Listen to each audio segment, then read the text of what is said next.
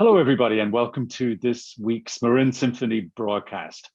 I'm delighted to have as my guest this week one of the longtime Marin Symphony members, bass player Richard Warren, whom I've known for quite a number of years, and it's my pleasure to welcome him today. Hi, Richard. How are you? Thank you, Alasdair. I'm quite well, thank you. This is a great pleasure to do this. Absolutely. Good to see you too. It's been a while since I've seen you in person. Yes. But you and I go back actually quite a ways, I think, Yes, we pre-Marin go back. Symphony, right? Yes. And I prepared it. I found a photo. I was looking through some old photos, and here is a 2003 San Francisco Symphony tour, and this is Prague. And even though there's a pizzeria sign there, but this is Prague. And there's Alasdair, and there's myself. I have a lot more hair in those days. It's already starting to go away. And there's some other colleagues, David Herbert, former timpanist. And that might even be the back of Mark Inouye right there. And there's a violinist that we all know, Rudy Kramer. Good heavens. Yeah. Great. That's almost 20, no, 20, yeah, that's about 20 years ago now. So yeah. But you've been the Marin Symphony, I think, a little longer than that, right? Yes, since 1998. Great. So, And are you from the Bay Area? Yes, I am. I'm from Los Gatos, and James Ross, the town of Ross in Marin, that's my great grandfather. His daughter married my great grandfather, and so we go back in Marin quite some ways. In 1875, there was a huge stock market crash, and we lost $1,000 a minute for 4 hours. And so then They just had a lot of land up there and they just sold it off. So we weren't, in Skid Row, but definitely that was a hard hit. And then everybody dispersed. My grandfather went to Cornell, and then my dad moved back here. So I feel pretty Californian. But there's a missing link in for like 40 years maybe, when my grandfather was in Cornell and before my father moved back out here. So yeah. So did you go to school out west, or? Yes, for college I went to Northridge in LA, and then I went to graduate school in Boston at the New England Conservatory. Let's go back a little further than, maybe not back to the 1870s, but in your life, where and how you actually got to play the bass in the first place. Well, that's funny. I think it's funny. My mother played the piano and taught the piano, and she tried to get all four of us kids, hooked on music, only classical music, and that was the thing. She ran that part of the house fervently. She was a huge opera supporter for San Francisco and San Jose for many, many, many years. Still has this even though she passed away, we still have her seat in the orchestra section at the Memorial House here. Anyway, she got us all wanted us all to do music, and nobody else stuck with it. But in the 6th grade, I think she wanted me out of the house in the summer and said, you can go to school, and you have a choice. You can do music or you can do academics. Well, I thought that music would be easier. So I chose that. I wanted to play the drums. They didn't offer the drums. And so I thought the bass too. I was familiar with all the instruments, of course, having all that training as a child about music. So I chose the bass. And that was when I was 11, and I kind of just played in a youth orchestra and messed around. Didn't really get too serious as far as working until later in high school. And I think, how were those first years? I mean, because were you about the right size? Did you start? Does one start on a full-size bass? Yeah, sometimes they have kids on cellos tuned down, but I started on a bass. It was I was kind of short. I didn't really get to my short-ish height until later, anyway. But it was tough. I remember it was July in Los Gatos. It's hot, it's like San Jose, and I remember trying to shift from an A to a C, which is a lot of mileage on the bass, actually. But I thought, this hurts. I didn't have any calluses, and I thought I need some sort of lubrication. So I went into the kitchen and got some butter. And I put butter. I was like, oh yeah, this is great. So then I was there's those hand gestures I'm not supposed to do. Then I was just sliding all over that neck. It was great. But then I'll lead up to the transformation moment. When I was 16, I remember being in a youth orchestra. I played in California Youth Symphony. I was centered in Palo Alto, basically.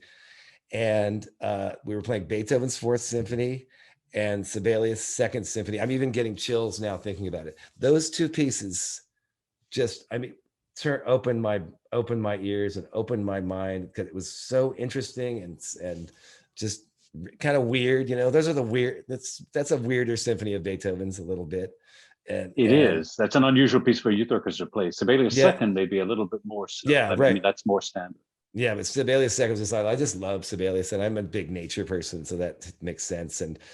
But just that opening of the Fourth Symphony and just all the syncopations that he uses in there. I mean, he wrote all of them at the same time, 4, 5, and 6, when they were all written at the same time. But it's interesting. But Yeah, yeah, those two pieces just, and plus when you're 16, I think your brain goes through some sort of transformation anyway, sort of for sure. a flowering, sort of an opening up, a maturing. So That's those, funny because yeah, I played Sibelius second also at age 16, yeah, and I also had an amazing one of those experiences. It was yeah, in the National Youth Orchestra of Great yeah. Britain, and we were playing it at the proms. Oh, nice. And so that's, I mean, just simply to play at the Just that, proms, yeah. Oh, yeah, that right, alone, no matter right. what. And then, but the Sibelius second, which has this, as you well remember, this magnificent magisterial ending, and Oh, I yeah. was there, one of the Yeah, flutes and I'm right in the middle of the orchestra, so I had this incredible sound of the brass and timpani just sort of cascading over yeah, my shoulders, and it was just absolutely amazing. What a yeah, wonderful piece. yeah, really great. So I'm a Sibelius head as a result of that, and Beethoven's always one of my favorites. Got a little Beethoven right here. Look, you brought a companion. Hi there. Yeah, he's good. We had a birthday It party looks last. like, is this part of a ventriloquist act, perhaps, for the road, No, or I haven't done no? it. I have some of the. I haven't done that in like 30 years. So, but I had a little party for him, a 250th birthday party by myself at my house, and I got a bunch of German food at the Russian market. So that was, I got some smoked trout, and I made pork chop, I made schnitzel, and listened to Beethoven all day. I kind of went through his works and ended up with the late string quartets, of course. That's a good place to end up. Yeah, definitely. Yeah. So obviously you love Beethoven. Are there other parts of music, classical or otherwise, that have been special to you Oh yeah, I over the love years? rock music. I'm kind of just now getting into jazz a little bit. I'm a big Zappa head. I have almost all of his records. I broke out all the records in my new place. I can break out my turntable. It's great. Let's see, some of my COVID music. I've been listening to a lot of Henze. I love Hans Werner Henze, one of my favorites. And I just too lazy to change the record. So as a result, it's great. I listen to the piece over and over again. I learned it. I had some Boulez. I listened to Boulez yesterday, one of his orchestra pieces, and Stockhausen, Led Zeppelin in my car, some Messiaen for Christmas. I always listen to the Birth of Our Lord, that organ piece by Messiaen. Fantastic, just so great. In fact, I came up with a pantomime Christmas show with that as the soundtrack, which This I have to see. I'm going to do it. I want to do it. I need to, since this is my first Zoom call, it's going to take me a while to get down that technological road to production. Hey, you're doing great so far. Thank you. Thank you. Right on. Well, that is, that's quite an eclectic list, to put it mildly. The Messiaen, Frank Zappa. Yeah. Is that something that's always been part of you? Is that something you gradually developed over the years? Because you said you started with a pretty traditional classical diet. Well, I'd say that if you want to go back to that whole thing, my brother, he was the oldest, and he kind of brought rock into the house. I think my dad kind of liked swing music and stuff, but my mother was so, domineering about what was happening. I mean, the Met broadcast at full volume every Saturday, just the whole house, the opera. So it was her. So my brother brought rock in the house, but he's a little more conservative and he wasn't into music at that point. And so it was all just sort of the standards. That's how I kind of got introduced to it. And then these excellent friends that live down the street, these wild friends that opened my life up so immensely and beautifully. This guy, one of the brothers there, was on the cutting edge of everything. So when punk rock came out, I knew all about that. He turned me on to all that kind of stuff. So yeah, I would say, yeah, it's always been very eclectic that way. And I matured into Wagner. My mother was, harassing me about that because I was listening to some Bartok one day when I was living at their house, and she said, I said, "This is so much better than Wagner," and she just said, I thought she'd have a reaction, but she just said, "Oh, you'll mature into it." And sure enough, when I was playing with the opera in the city here a lot in the old days, I did the whole ring cycle in '99, and it was an amazing Yeah. experience. I mean, it's amazing. He's an amazing composer. I think it is something that I don't think it's likely to appeal to your average teenager, even if they're a classical music aficionado. It's something that just the way that Wagner deals with time and space. Yeah. I think just you need a little bit more of the benefit of experience. I mean, there are some people that are complete Wagner nuts when when they're 13 years old. But right. I must say, Rex likes it. I mean, he can't listen. My son Rex, he can't listen. Yes. He can't listen for a long time. He can barely listen to a song and for the whole length. These kids these days, darn it. Anyway, how old is he now? How old is he? Hang on a minute. Okay, there we go. There was a dog. Hey, be quiet. It's not my dog. He liked it. Maybe he sings. Is there some Wagner under the background that he's not particularly keen on? Yeah, I don't know if that is, but I had Gotterdammerung in my car, and Rex was with me. I played that, and he liked it.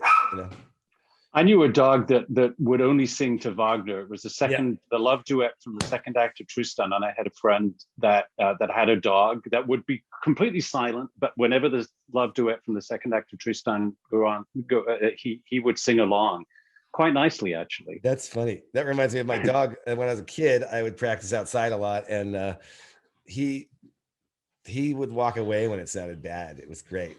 It was like if it was really sucking, he would leave. And otherwise, he'd be like lying down there right next to me. It was funny. It's good. He's a good critic. Yeah, dog critic. Everyone needs. Hey, Richard, it's great to chat. It's so Likewise. Good to see you. I hope we get to see each other in person soon. Yeah, that would be really nice. Likewise. Thank you so much for sharing parts of your life, and you're welcome, and your history and everything. And here's to making music again sometime. Yes, really I soon. Can't wait. It's going to be so great. It's going to be everybody's going to be just ready to go. Absolutely. All right. You better believe it. All right, Alasdair. Thanks so much. We'll take care. We'll talk soon. Take care. Bye. Bye. Bye.